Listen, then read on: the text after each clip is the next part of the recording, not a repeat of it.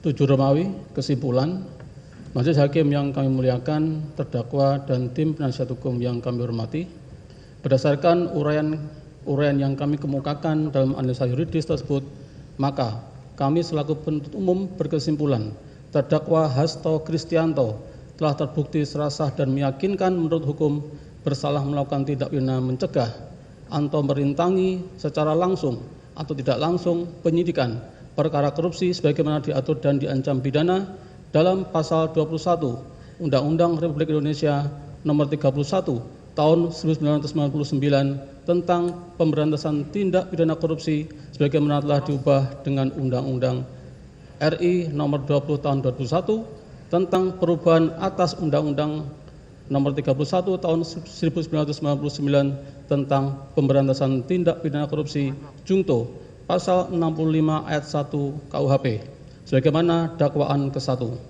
Dan terdakwa juga telah terbukti serasah dan meyakinkan menurut hukum bersalah melakukan tindak pidana korupsi secara bersama-sama melanggar pasal 5 ayat 1 huruf A Undang-Undang RI Nomor 31 Tahun 1999 tentang pemberantasan tindak pidana korupsi sebagaimana telah diubah dengan Undang-Undang RI Nomor 20 Tahun 2001 tentang perubahan atas Undang-Undang RI Nomor 31 Tahun 1999 tentang pemberantasan tindak pidana korupsi Junto Pasal 55 ayat 1 ke 1 KUHP Junto Pasal 64 ayat 1 KUHP sebagaimana dakwaan kedua alternatif pertama.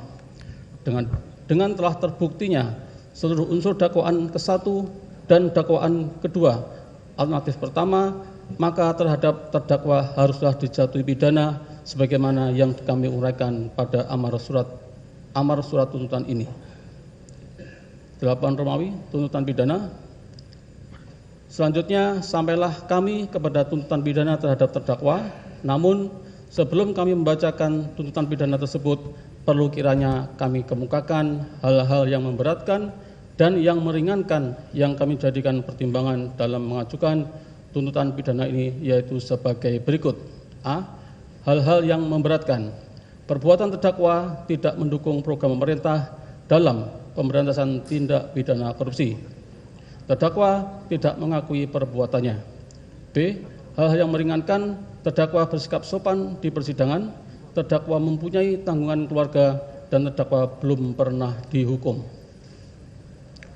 Berdasarkan uraian tersebut di atas dan dengan memperhatikan ketentuan peraturan perundang-undangan yang berkenaan dengan perkara ini, kami penuntut umum dalam perkara ini menuntut supaya Majelis Hakim Pengadilan Tindak Pidana Korupsi pada Pengadilan Negeri Jakarta Pusat yang memeriksa dan mengadili perkara ini memutuskan: 1. Menyatakan terdakwa Hasto Kristianto telah terbukti serasah dan meyakinkan menurut hukum bersalah melakukan tindak pidana mencegah atau merintangi secara langsung atau tidak langsung penyidikan perkara korupsi sebagaimana diatur dan diancam pidana dalam pasal 21 Undang-Undang RI Nomor 31 Tahun 1999 tentang pemberantasan tindak pidana korupsi sebagaimana telah diubah dengan Undang-Undang RI Nomor 20 Tahun 2001 tentang perubahan atas Undang-Undang RI Nomor 31 Tahun 1999 tentang pemberantasan tindak pidana korupsi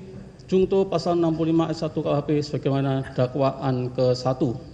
2. Menyatakan terdakwa Hasto Kristianto telah terbukti serasah dan meyakinkan menurut hukum bersalah melakukan tindak pidana korupsi secara bersama-sama melanggar Pasal 5 ayat 1 huruf A Undang-Undang RI Nomor 31 Tahun 1999 tentang pemberantasan tindak pidana korupsi sebagaimana telah diubah dengan Undang-Undang RI Nomor 20 Tahun 2001 tentang perubahan atas Undang-Undang RI Nomor 31 Tahun 1999 tentang pemberantasan tindak pidana korupsi Junto Pasal 55 ayat 1 ke 1 KUHP Junto Pasal 64 ayat 1 KUHP sebagaimana dakwaan kedua alternatif pertama.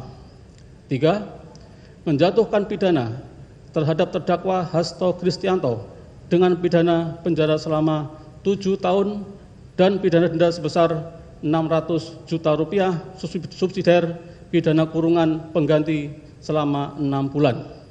4. Menetapkan masa penahanan yang telah dijalani oleh terdakwa dikurangkan seluruhnya dari pidana yang dijatuhkan.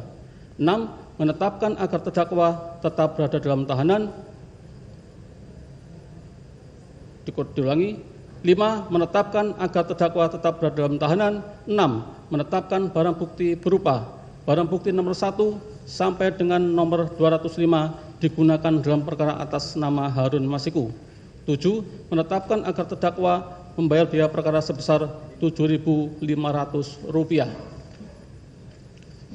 Demikian surat tuntutan ini dibacakan dan diserahkan di muka persidangan pada hari Kamis, tanggal 3 Juli 2025. Akhir kata, semoga Allah Subhanahu wa Ta'ala, Tuhan yang Maha Kuasa, memberikan kekuatan batin dan keteguhan iman kepada kita semua, khususnya kepada majelis hakim, dalam menjatuhkan putusan yang seadil-adilnya terhadap perkara ini. Penuntut umum pada Komisi Pemberantasan Korupsi ditandatangani. Demikian yang mulia.